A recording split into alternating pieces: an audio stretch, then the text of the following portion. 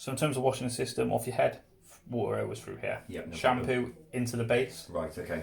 You can give it a Yep. good squeeze.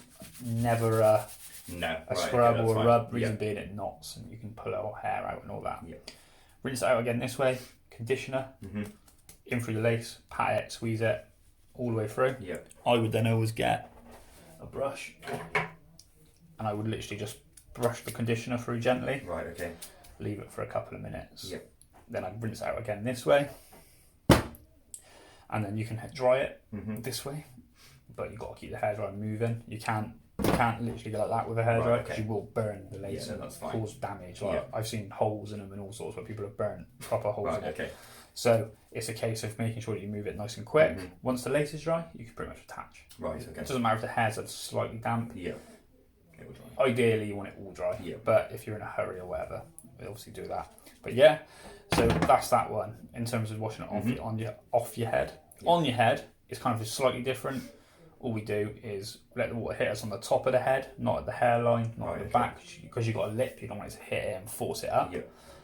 Shampoo in your hands. It's a pat. It's never a scrub. Right. Okay. Same reason being, what you do is you'll knot it.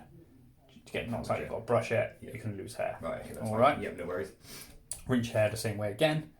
Conditioner on the system. I would always hold the front. Yep. Brush any knots out the back. Hold the back. Right. Okay. Brush any knots out the front. Get out of the shower. Towel dry. Same thing. Everything's a pat. Nothing's a scrub. Right. Okay.